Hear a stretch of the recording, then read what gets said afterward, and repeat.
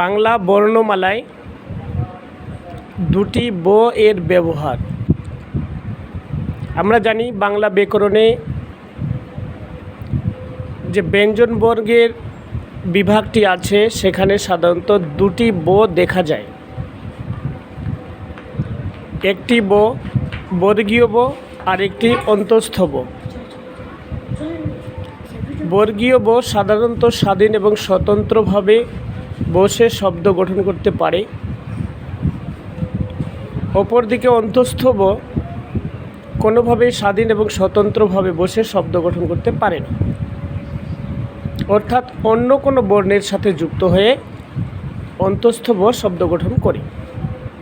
উদাহরণে দেখতে পাচ্ছি বিবেকানন্দ শব্দের মধ্যে যে ব বর্ণগুলি ব্যবহার করা হয়েছে সেগুলি আদত বর্গীয় ব।